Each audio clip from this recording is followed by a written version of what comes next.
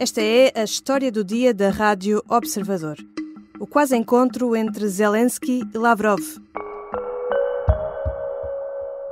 Від старту повномасштабної агресії, розпочатої державою, яка досі чомусь серед постійних членів Ради безпеки ООН, 19 meses depois do início da guerra, Volodymyr Zelensky, presidente ucraniano, e Sergei Lavrov, ministro dos Negócios Estrangeiros russo, estiveram na mesma reunião, na mesma sala, mas não chegaram a cruzar-se.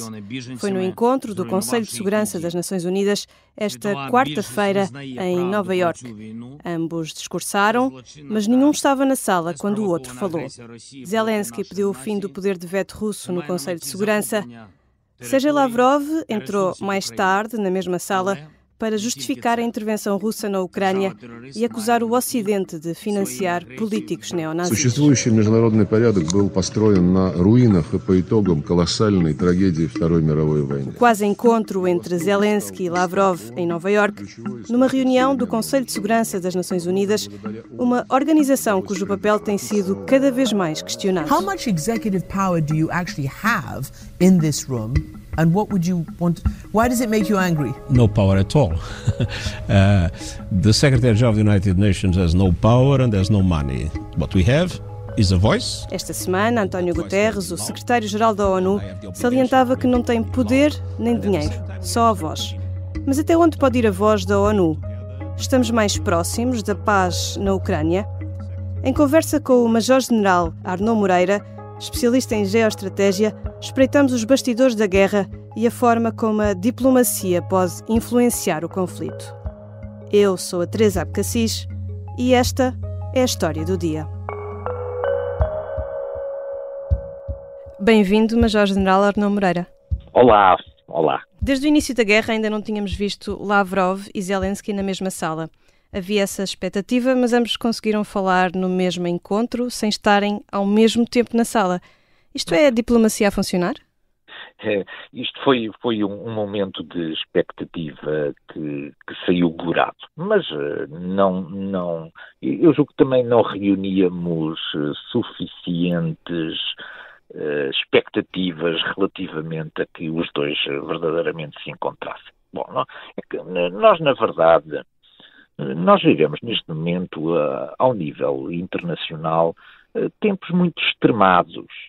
E depois estes tempos extremados traduzem-se em muitas dificuldades, em tudo aquilo que eram as instâncias ou até as organizações, como o caso das Nações Unidas, que foram criadas em tempo de esperança e fundamentadas na capacidade de diálogo entre as nações e na capacidade de produzir também consensos, de produzir rotas de aproximação entre aquilo que eram problemas complexos e, portanto, todo este ambiente que eu diria talvez muito crispado que existe na sociedade internacional, depois perturba ele próprio também estas reuniões das instâncias que não estavam preparadas para um nível de enfrentamento tão sério como aquele que hoje vivemos. E, portanto, esta ausência marca, do meu ponto de vista, duas coisas. Não é esta ausência, ambos estiveram presentes. Não estiveram, foi presentes, digamos... Ao mesmo tempo, não é? Ao mesmo tempo. Mas ela marca duas coisas. Marca do ponto de vista daquilo que é o combate às operações militares, que ambos não perderam ainda a esperança de conseguirem, do ponto de vista militar, um conjunto de resultados que facilitem depois, que deem vantagem a um dos lados no processo negocial. Essa é uma questão. A outra questão tem a ver com a política que é feita para o mundo que nos está, que está a observar estes atores em cena. Os dois atores, nenhum deles quis dar a percepção ao mundo que há aqui possibilidades de uma aproximação de natureza política que suscite um pouco a ideia de que podemos estar a iniciar ou encaminhar-nos para um processo de paz. E, portanto, este distanciamento no palco mediático é também um sinal aos vários atores de que não se preparem para a paz. Preparem-se para a continuação da guerra. Zelensky também foi ao Conselho de Segurança pedir que a Rússia perca o poder de veto no mesmo Conselho. Um pedido também que é quase impossível de se concretizar. O que Zelensky questiona o sistema internacional, ele foi muito crítico para com as Nações Unidas, porque ele disse inclusivamente que esta paralisia do Conselho de Segurança está a fazer com que sejam as tropas ucranianas a ter que substituir aquilo que ele vê como sendo um papel fundamental das Nações Unidas. Portanto, Zelensky, do ponto de vista da crítica às Nações Unidas, foi muito longe. Mas ele disse até que o mundo já não deposita qualquer esperança nas Nações Unidas. Eu julgo que isso é um bocadinho verdade. Infelizmente, quer dizer, na minha ótica, na minha leitura, as Nações Unidas estão cada vez mais a encaminhar-se para ser uma organização que defende os bens comuns da humanidade. Isto é, não algo que presta um serviço relevante à paz e à segurança, que eram os seus objetivos principais, mas sobretudo todos aqueles objetivos como a água potável, o acesso à saúde, o plástico nos oceanos, as alterações climáticas, etc. Tudo aquilo que afeta os bens comuns. É para aí que se estão a encaminhar as Nações Unidas, em face da sua profunda incapacidade em resolver os problemas da segurança e da paz. Vejamos que as Nações Unidas não conseguiram sequer, ao fim de 18 meses, sentar à mesma mesa a Ucrânia e a Federação Russa. Também não foram capazes de delimitar a guerra no Sudão, não foram capazes de evitar o que se está a passar em Nagorno-Karabakh. Isto é, tudo aquilo que são pontos em que as questões da segurança e da paz poderiam abrir caminho para uma maior intervenção das Nações Unidas, as Nações Unidas estão paralisadas. E Zelensky falou nessa paralisia.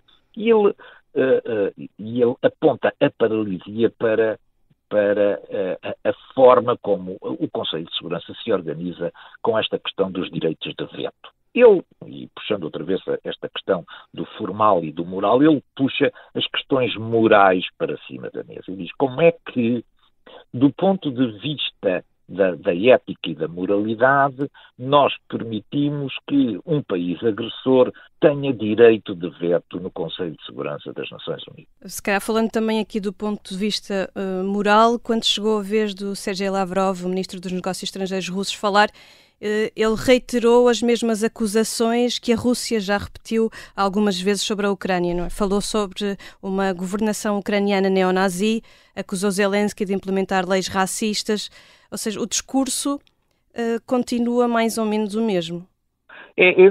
Não há inflexão nenhuma relativamente ao discurso da Federação Russa. Os ucranianos estão liderados por um conjunto de governantes que são nazis.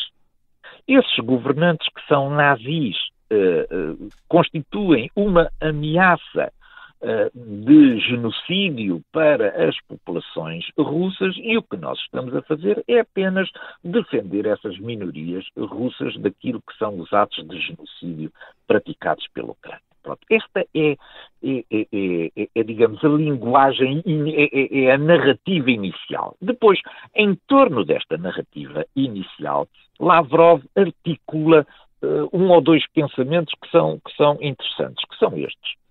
O Ocidente é de tal maneira anti-russo que prefere estar ligado aos nazis de Kiev, segundo as suas palavras. E, portanto, ele constrói a narrativa primeiro pelos nazis de Kiev e depois pelo sentimento anti-russo que lavra no Ocidente e que o leva a preferir apoiar Kiev do que reconhecer o risco que existe para estas minorias russas.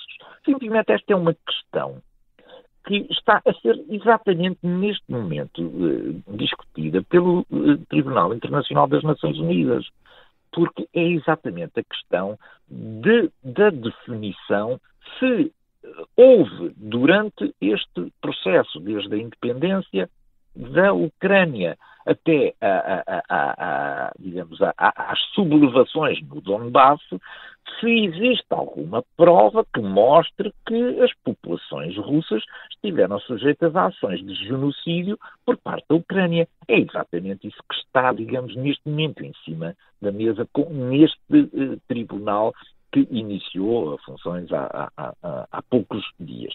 E, portanto, esta narrativa, a Ucrânia está a tentar desmontar exatamente esta narrativa inicial, apelando também para que este tribunal se pronuncie sobre isto ou não. Já voltamos à conversa com o Major-General Arnaud Moreira para perceber o papel que a diplomacia pode desempenhar na guerra na Ucrânia.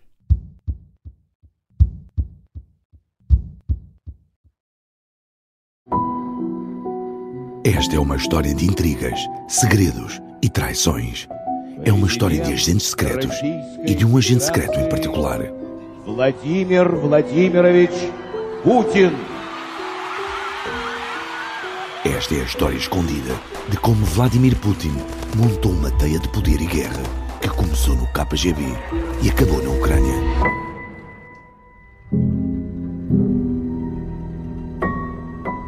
Um espião no Kremlin é uma série para ouvir em 6 episódios que faz parte dos Podcast Plus do Observador. Já pode ouvir todos os episódios no site do Observador, nas plataformas de podcast ou no YouTube. Os Podcast Plus do Observador têm o apoio da Onda Automóveis. Regressamos à conversa com o Major-General Arnaud Moreira, especialista em geopolítica. Sr. General, passaram 574 dias desde o início da guerra na Ucrânia e os discursos parecem ter mudado pouco. Russia alone bears responsibility for this war.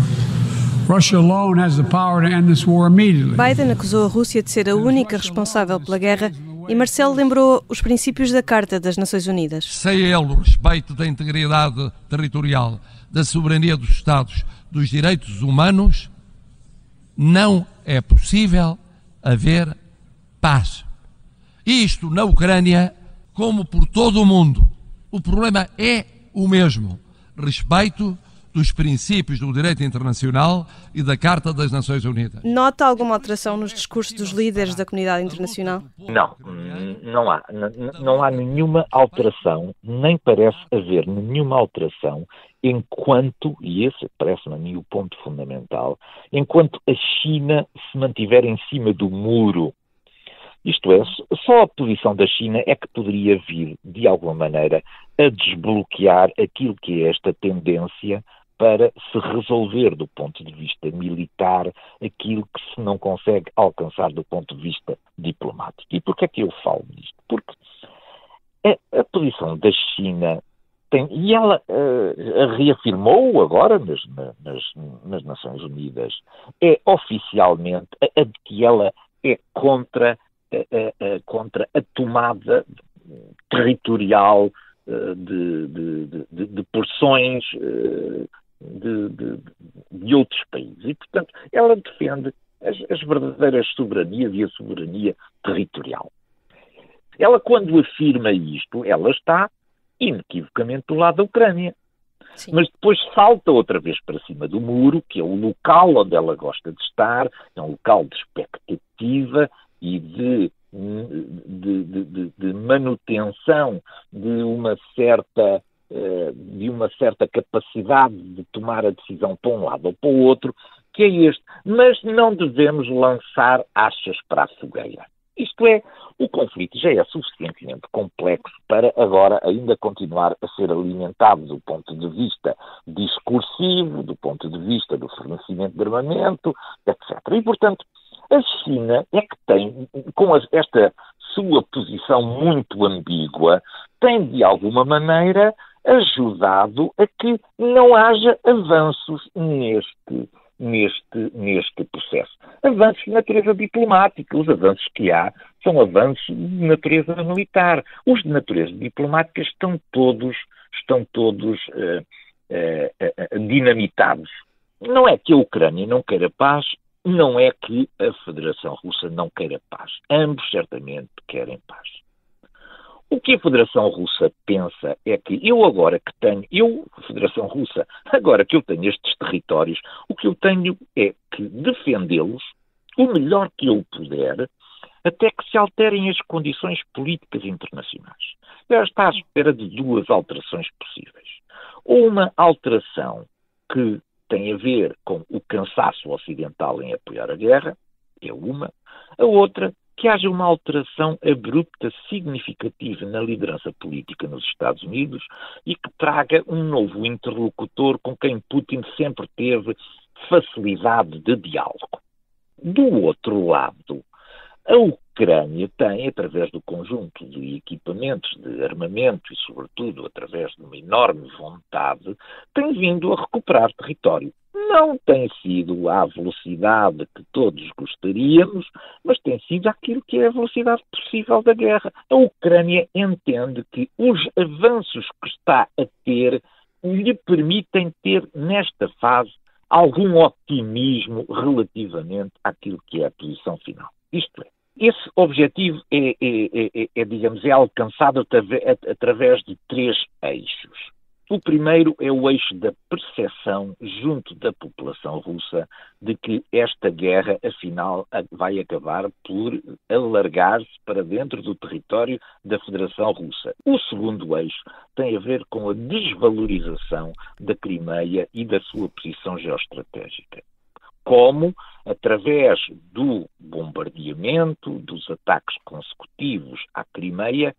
E o terceiro eixo tem a ver com aquilo que eu chamo o eixo da manta curta, isto é, quando a Federação Russa aposta na defesa contra os avanços que vêm de Zaporísia para sul, para Melitopol, Mariupol, Berdiansk, para o Mar de Azov, etc., quando aposta aí, vai destapar os seus pés na defesa de Bakhmut. E, portanto, aquilo que, do meu ponto de vista, muito inteligentemente a Ucrânia, as forças ucranianas estão a fazer é ou vão conseguindo avanços na zona de Bakhmut, que é muito simbólica para a Federação Russa, porque perdeu aí dezenas de milhares de homens, aliás, como Prigozhin foi ele que o reconheceu, ou perde aí, ou quando não presta suficiente atenção àquilo que é a progressão de Zaporísia para sul por parte das forças ucranianas, elas também vão conquistando sucessivamente aldeias. Portanto, é a teoria Mas estamos da a falar curta. de pequenos avanços no território. Sim, mas todos estes pequenos avanços vão-se somando. E, portanto, essa é que é a questão. A questão é da dinâmica. A dinâmica, neste momento, é esta. A Federação Russa está a defender, quer em Bakhmut, quer no avanço de Zaporísia para sul, com aquilo que são as suas melhores tropas. São as tropas aerotransportadas que estão num lado e no outro a defender. Ora, a Ucrânia, com as brigadas que constituiu há relativamente pouco tempo, está a conseguir derrotar militarmente e do ponto de vista convencional aquilo que são as melhores forças da Federação Russa. Ora, estas melhores forças são aquilo que eu chamo uma camada fina. Isto é, se nós olharmos em profundidade, depois já não existem essas forças. Portanto, aquilo que a Ucrânia está a fazer é procurar desgastar aquilo que é esta camada fina das forças especiais da Federação Russa, porque sabe que atrás delas não existe exatamente o mesmo potencial de combate. Existem tropas muito menos preparadas, muito menos armadas e certamente que alimentando as dinâmicas das perdas e das vitórias. Estamos perante uma dinâmica agora, neste momento, favorável à Ucrânia. Mas estamos também a aproximar-nos de mais um inverno no norte da Europa, em que os avanços no terreno podem, se calhar, ficar mais parados. É verdade. Mas à medida que nos aproximamos para sul, também, digamos, as condições climatéricas são menos graves e transtornam menos as operações militares do que a norte. É claro que a movimentação fica muito perdida, fica muito limitada, fica mais condicionada para quem ataca do que para quem defende. Mas como a Federação Russa adoptou uma defesa avançada com permanentes contra-ataques, esses contra-ataques também se fazem a partir da mobilidade. Portanto, de alguma maneira, a pioria das condições climatéricas também vai afetar não apenas a ofensiva ucraniana, mas também o tipo de manobra que a Federação Russa utiliza de permanentes contra-ataques, em que precisa também, igualmente, de capacidade de mobilidade. Obrigada, Sr. General Arnaud Moreira. Nada, foi um prazer, um bom dia. Esta foi a História do Dia. A produção deste episódio foi da Marta Amaral, com a colaboração do jornalista Mário Silva da Costa. A sonoplastia é de Artur Costa. A música do genérico do João Ribeiro. Eu sou a Teresa Abcacis. Até amanhã.